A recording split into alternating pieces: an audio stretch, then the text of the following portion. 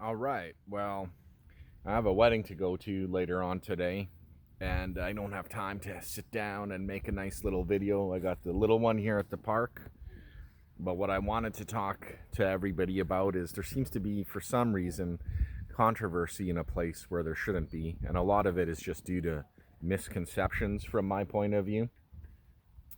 And that's surrounding the EthPow fork and the hex thereon in. So, let me explain a little bit about my background. Whoa. I started my crypto journey through mining. So in 2013, I mined Bitcoin at home. I mined Ethereum in 2015 when it came out. Fortunately, I was stupid and I sold it for Bitcoin. Big mistake there. But anyways, so I have a background in mining. I've done all kinds of mining, set up rigs. I understand it very well. Spent countless hours in the Bitcoin talk forums, checking out new coins, mining new projects.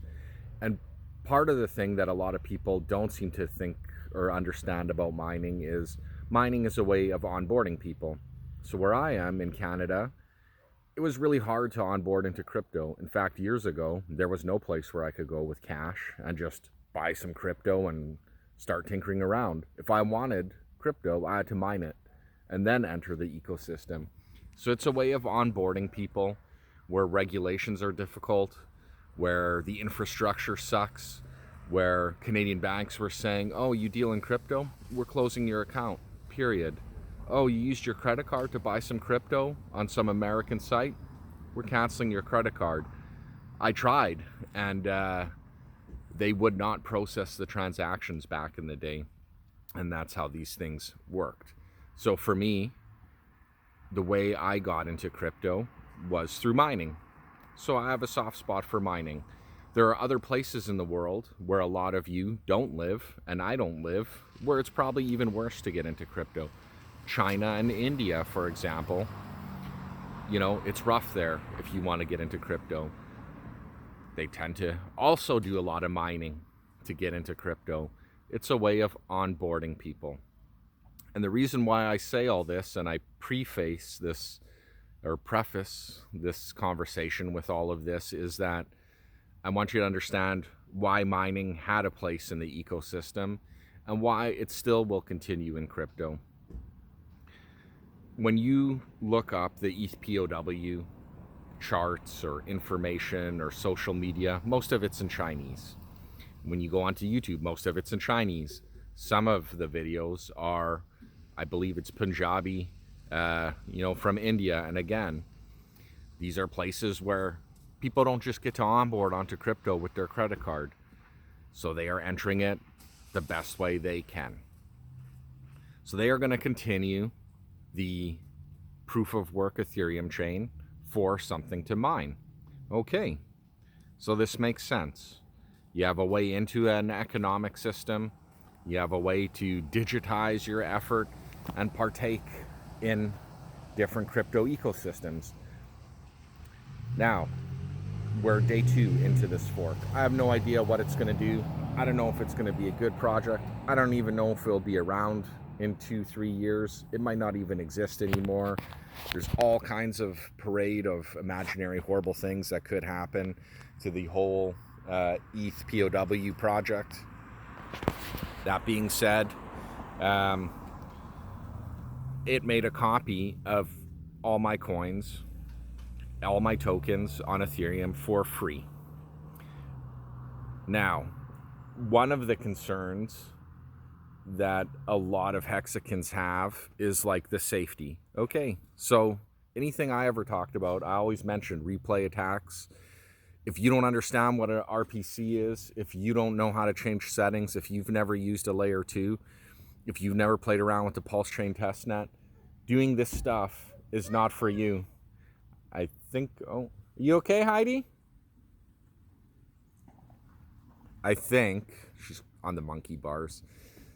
I think what you have to understand is this might not be for you. If you don't know the rules to the crypto game yet, you're unfamiliar, you don't have all kinds of hours understanding how mining works, how, you know, to swap in and out of things, if you don't quite understand how liquidity works, entering into this ecosystem might be a bad idea for you.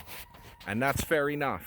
Maybe you shouldn't partake. If you're concerned that hackers are gonna steal things or whatever, that's fair enough too. You know, when wHdrn came out, I waited weeks to participate in that because I wanted to let other people go first. I had concerns too. What's this weird thing?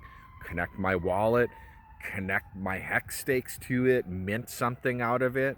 You know, how do I understand what's going on? So I'm a cautious person, and I understand that and respect it.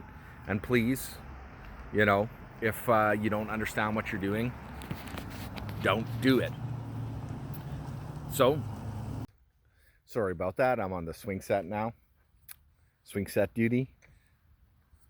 Anyways, so a lot of things that I hear people talking about as well is like, oh, well, you're wasting economic energy.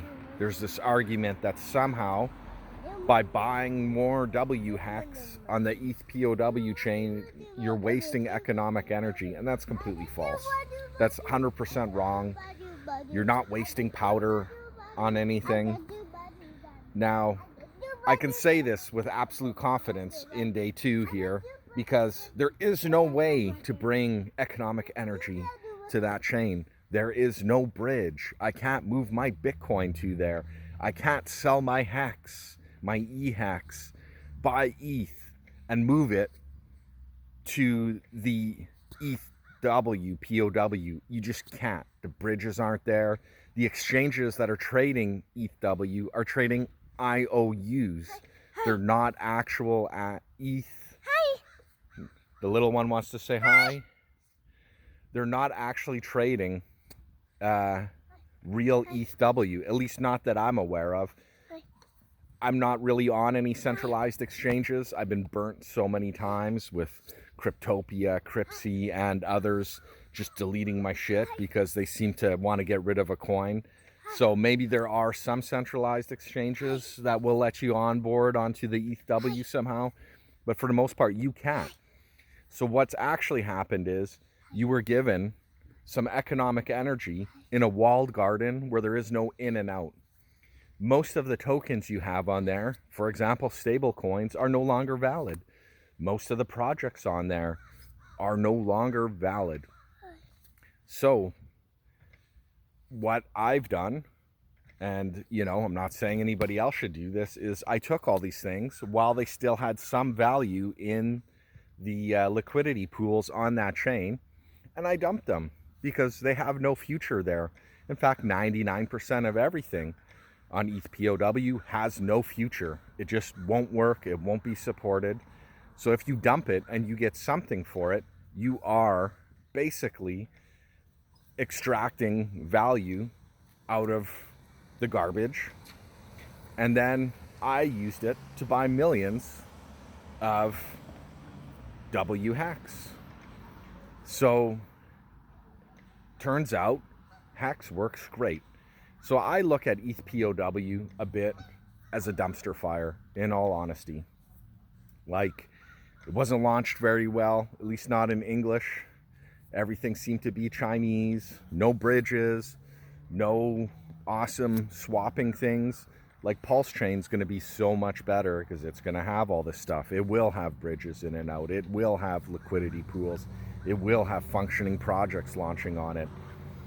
But in this dumpster fire, there are some things that do not burn. So picture in your mind, you see a dumpster fire, it's burning, you go look and you watch it burn. Well, as it fizzles out and everybody dumps all their stuff to get whatever they can out of it, and the economic energy, it burns hot at first and then it slows down, what's left behind? Oh, crap. Somebody had thrown an old bicycle in the dumpster, let's say, and the fire burned, everything's wrecked. Well, gee, that bicycle's scrap metal. It's not worth as much as a real functioning bicycle with a huge ecosystem, but as scrap metal, it still has value. And that's how I see Hex. Hex is indestructible. There's no admin keys to break it. even forking an entire network isn't wrecking it. And it still has, in my mind, scrap value. As you can tell, I used to take scrap metal in as a teenager for spare money back when I had the old Ford F100. And so I do pull garbage out of bins. I'm not beyond that in life. I'll do it in a digital sense. I won't pick up pennies in front of a freight train per se. However, if there's no train on the tracks and there's pennies laying around, I pick them up, but I do it carefully.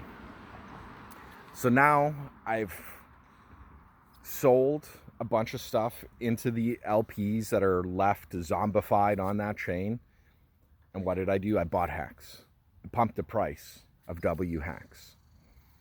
You know, I am on that chain probably a Hex whale, because I also have all my old stakes and my old Hex on that chain as well, which I wasn't dumping. I tried minting wHdrn on that chain. Works great. I minted wIcosa. I made an HSI wrapped stake. And I have all kinds of ETH addresses. And so I went through them, and I haven't done them all yet. You know, again, this probably isn't the most profitable thing in life I could do with my time, but for me, I'm having a blast doing it. So some of the less profitable wallets I have, I'm just gonna probably leave them alone unless Ethw does gain in value. But anyways, I don't see any problem with this. You are not taking economic energy away from Pulse. You are not taking it away from wHex, because you can't bridge anything over to that chain. All you're doing is just like a crow picks at a dead body somewhere in the ditch. You're just picking out the economic energy that's there and potentially saving it for something that is useful one day down the road. Now, one day down the road, like my Hex, my wHex, since I bought it, has already done, you know, a 3x to a 10x depending on when I look at it, because there isn't a lot of liquidity. And, you know, maybe one day it will do 100x or 1000x if that chain survives. And then maybe one day at that point in time, I can take some of that economic energy. Maybe one day there's a bridge and I can take all that wrapped, or not wrapped, wEth has got me confused in my mind, that proof of work ETH, because I have a bunch of that as well. Maybe one day I can bridge that over to regular ETH or Pulse and use it to buy more Hex on that chain. So in fact, I look at it the other way. You guys who are against this whole idea are pretty much going around saying, well, you're detracting or you're taking away economic energy from the legit chains to go play around in the dumpster fire. And I say, well, actually, I'm doing the opposite. I'm taking something and I'm bringing it to the table. That's how I see it, because that's what I'm doing. Even if there was a bridge into the POW ETH, I would not move anything to it. I would not bring economic energy there. In fact, I don't see anybody in the Hex community saying that. There's allegations that that's what's being said, but I want to see, you can throw me in the comments down below, show me that Hexcian that's promoting somehow bringing economic energy to the proof of work ETH. It ain't happening. It's just not. And I know it's not happening because it's not possible. The only thing you can do is create some economic energy there, prove to the world how awesome Hex is, and that as a testament to that, in the middle of a dumpster fire, you can still create something of value there too and have a functioning ecosystem. I mean, I just see winning all around, just constant winning. And a big part of that is the design of how Hex works. So these are my thoughts. I'm going to post them on here. I doubt anybody's probably going to even look at them or consider them, but you know, I'm just tired of the misinformation and people talking about things they don't really understand. Nobody's taking economic energy and putting it into EthPow, no hexicans. Honestly, I'd be surprised if somebody could show me proof of somebody that is, because it's not happening. Anyways, so also, you don't claim it, right? That's the other thing. Oh, well, how do you claim your free wHdrn? How do you claim your free hex? That's like something I see on Twitter. You don't claim it. It's already yours. You already hold the private keys. It's there. You don't even have to do anything. If you want to, if you are a hexican and you have hex stakes and they're not coming out, like maybe you got nothing due in the next few months, a legit awesome strategy is to do nothing. And then, if the price goes up, you can figure out how to log in and sell it then, or restake it, or do whatever. I mean, there's nothing to claim. It's already yours. And if you didn't have ETH, and you didn't have Hex, and you didn't have anything, and you didn't hold private keys before this event, before the chain split, well, guess what? There's no way in at this moment. So don't worry about it then. Move on with your life. Go do something else. Go play canasta or drink some Metamucil or whatever it is that you do in your spare time. Anyways, have fun. The little one here seems to be having a blast. And I'm going to get back to pushing the swing.